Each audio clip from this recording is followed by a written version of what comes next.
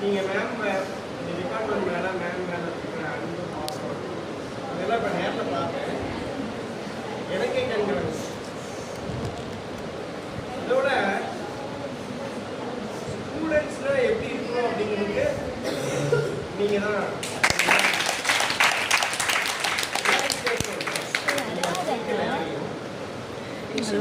இந்த கல்லூரியில் நான் இங்கே நான் சொல்லுவேன் வேலைக்கு வரணும்னு பிரியப்பட்டது காரணமே இந்த அட்மாஸ்பியர். படி மேடம் போய் சொல்லுவேன் நிறைய department regular BCom CA BCom எல்லாம் இருக்குது. ஆனால் பிகாம் ப்ரொஃபஷனல் அக்கௌண்ட்ஸ் வந்து ஆண்டாங்க. ஏன்னா அங்கே தான் நீ சேர்றதா ஸ்டூடெண்ட் இருப்பாங்க அப்படின்னு சொல்லி அதுக்கு நிறுத்திட்டீங்க. இது வர்றவங்களும் முடிப்பாங்க. சரி, இந்த நிலையில் இப்போது நீங்கள் எல்லாம் கொஞ்சம் ஃபீலிங்ஸோட இருப்பீங்க. நான் என்ன சொல்கிறேன் அப்படின்னா அவங்க எல்லாம் நான் வழக்கமாக எப்படி இருப்பேன் சிரிச்சுக்கிட்டே சந்தோஷமாக இருப்பேன். அதுதான் எனக்கு பிடிக்கும். அதனால் இப்போ நான் உங்களுக்கு சொல்ல போகிறதும் என்னதுன்னு கேட்டால் எல்லாரும் பற்றி சொல்லுவேன். அட்லீஸ்ட் ஏதோ இந்த ஒரு செமஸ்டரில் நடந்த சம்பவத்தின் அடிப்படையில் நினைவு கொடுக்கும். ரைட்டா? சரி, இதில் ஆக்சுவலாக என்னன்னு கேட்டால் இதை முதல் 1-2 வருஷத்தில் நீங்கள் கவலைப்படாதீங்க. அதாவது ஒன்றா நம்ம தான் ஃபஸ்ட்டா அப்போ கடைசியில் சொல்லுவோம் லாஸ்ட்டாக அப்படிலாம் இல்லை. என்ன எல்லாரும் தெரிய முடியாது இல்லையா? அதனால எல்லாரும் ஒவ்வொருத்தரும் என் கண்மணி தான். ஆனால் ஆரம்பிக்கிறேன். இப்போ முதலாவதாக ராகவி.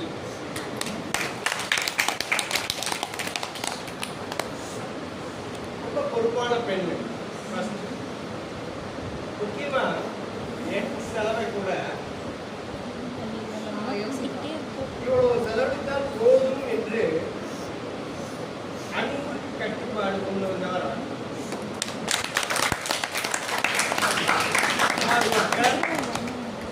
படிப்பு பண்பு மிக்கவர் வாழ்ந்தவர்.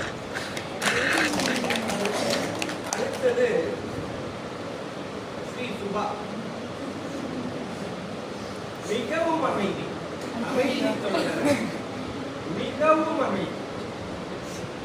அன்பானவர். தேவைக்கு சுருக்கமாக பேசுபவர். சாதனை செய்ய பிறந்தவங்க நீங்க. நான் சொன்னது படிக்கும் போது சரி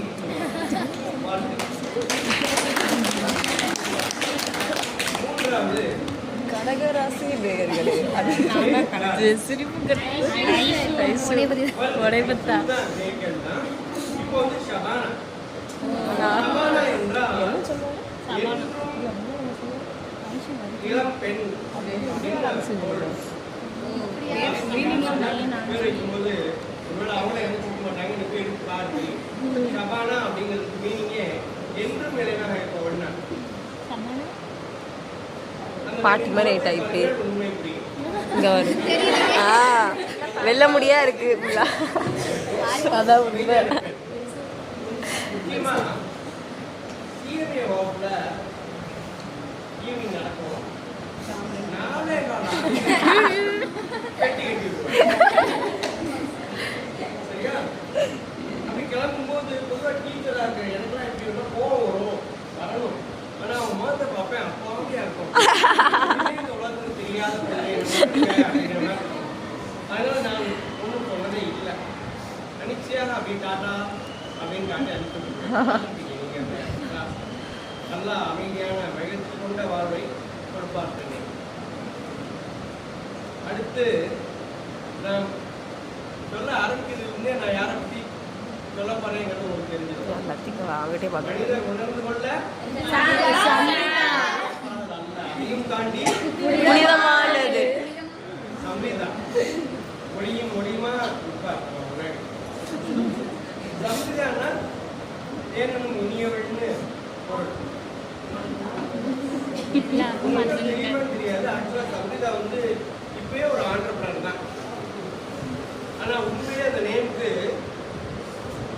அவங்க 7ஆம் நாள் கொண்டவங்க. அதனால வந்து என்ன அப்படின்னு கேட்டீங்கன்னா